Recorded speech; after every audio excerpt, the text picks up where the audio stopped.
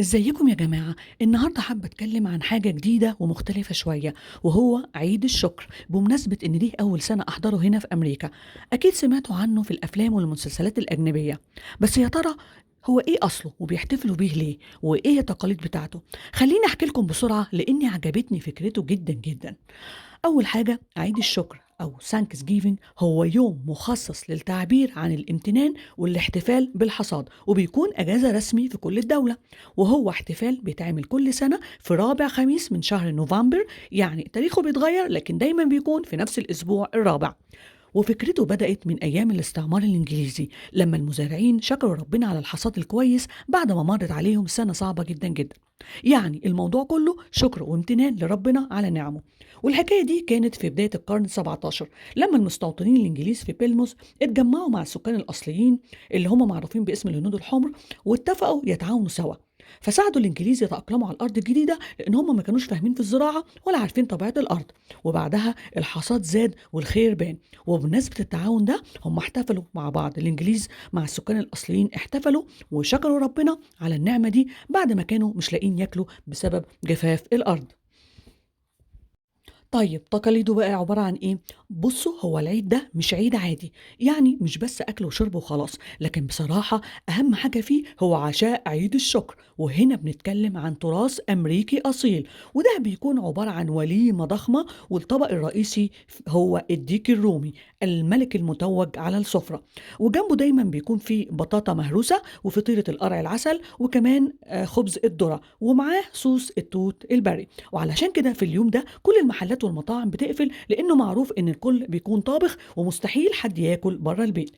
وسبب إن الديك الرومي هو الطبق الرسمي لعيد الشكر، لأن في أول مرة تم التعاون بين الإنجليز والسكان الأصليين، ولما احتفلوا سوا السكان الأصليين عملوا وليمة وعشاء كبير جدا بمناسبة الاحتفال ده، وقدموا للإنجليز الديك الرومي على أساس إنه ملك الطيور وأفخمها، كهدية مناسبة للتعاون ما بينهم. وعشاء عيد الشكر مش بس للأكل، لا ده يعتبر الفاميلي تايم، والناس بتقعد تتجمع سواء العيلة أو الأصحاب، ويبدأوا يقولوا الحاجات اللي هم ممتنين ليها السنة دي، وبيعملوا إحصاء للنعم اللي ربنا بعتها ليهم.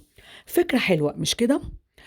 هو مش عيد ديني، هو حالة كده الناس فيها بتمتن لربنا وبيعبروا عن شكرهم لكل النعم اللي عندهم، لكن بشكل جماعي. واعتقد ان ده سر ان ربنا موفقهم في حياتهم كدولة متقدمة.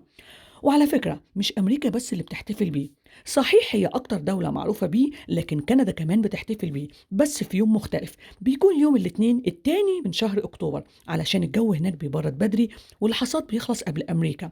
وفي شوية بلاد تانية بتعمل احتفالات مشابهة، لكن مش بنفس القوة زي أمريكا وكندا. ومن المعلومات الغريبة والمثيرة اللي عرفتها عن اليوم ده، إن في حاجة اسمها تركي باردون، يعني العفو عن الديك الرومي، وده تقليد بيعمله رئيس أمريكا بنفسه كل سنة، وهو إنه يعفو عن ديك رومي رسميا بحيث ما يتاكلش. تخيلوا يا جماعة بيحصل كده بجد. Chocolate, right? Chocolate, you are pardoned. You are pardoned. She said, you had to tell me that? والديك And ده now, اسمه based on تشوكلت. their temperament and commitment to being productive members of society, I hereby pardon. I hereby pardon. Yes. I hereby pardon chocolate and chip. You want to talk? Yeah. Look, folks, I'm impressed. وده مقطع في سنة تانية لديك تاني باسم مختلف. I hereby pardon Liberty Ann Bell. وهنا تم العفو عن الديك All اسمه بيل، right. هما الأول بيسموا الديك اسم Congratulations, معين وبعد كده Bert. يعفوا عنه بالاسم. Even فأنا though سبحان الله على Liberty الهيافة، Bell مش from بس Minnesota بيعفوا وخلاص، is لا named for ده famous بيعمل خطبة Liberty بعدها Bell يقول لك in موطن الديك Philadelphia. ايه وازاي وصل That's البيت famous. الأبيض، These birds وكأنه have بطل. and a due سبحان الله على appreciation for الهيافة، art. يعني بصراحة Let اللي يعيش مع freedom ring. الأمريكان ويشوف احتفالات أعيادهم يستغرب هم So ازاي I'm دولة told متقدمة كده. by the present أعيادهم generation غريبة of Liberty جدا، Bell وكان يعفو عن واحد and مسجون Liberty and أولى Bell, يعني. they أنا كنت love شايفة إن هو يعفو عن fine حد مسجون Christmas أحسن من اللي apples. احنا فيه ده. Not bad, huh? Ice hockey. I sure in hell would like to see them play ice hockey.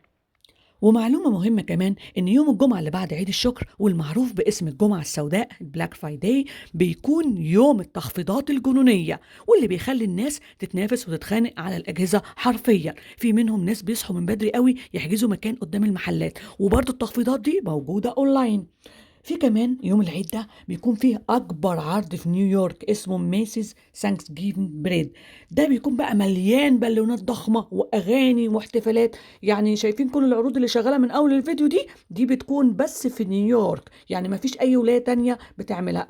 ولاية شيكاغو برضو بتعمل بس على خفيف يعني، لكن العروض الضخمة والاحتفالات الكبيرة موجودة فين؟ في نيويورك. والميسيز ده عبارة ده محل أصلا براند هناك، محل هو اللي متطوع يعمل المهرجان ده كل سنة. هو التقاليد دي هو ابتدعها كده لوحده، كل سنة على حسابه بيعمل. وفي طبعا محلات تانية ساعات تشترك معاه كدعاية لنفسهم، فبيعرضوا البالونات الضخمة دي، بتبقى ماشية والناس موكب ماشي، وبيبقى يوم بهجة ولذيذ بصراحة.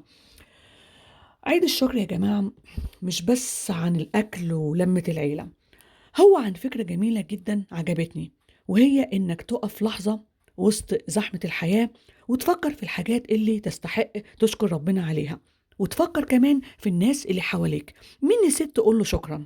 وده بصراحة حاجة كلنا ممكن نتعلمها ونطبقها، مش لازم نكون في أمريكا ولا كندا.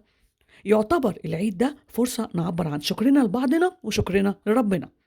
قولولي بقى إيه أكتر حاجة أنتم ممتنين ليها السنة دي؟ ولو كان عندكم يوم مخصوص تشكروا فيه على كل حاجة حلوة في حياتكم، هيكون عامل ازاي؟ وهتشكروه على ايه؟ وهتشكروا مين؟ يا ريت تشاركونا في التعليقات بأفكاركم. وهسيبكم دلوقتي مع فيديو مجمع لكل رؤساء أمريكا في لحظة العفو عن الديك الرومي. I can make at least one turkey happy this year. Make sure they have plenty to eat for their Thanksgiving dinner.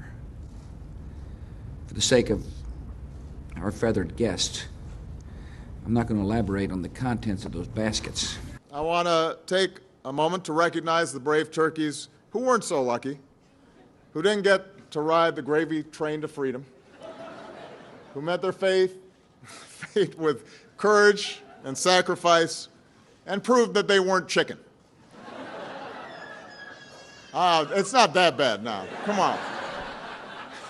Thanksgiving is a special day for turkeys. I guess probably for the most part not a very good one when you think about it. January 20th, I'll come to the farm to see you.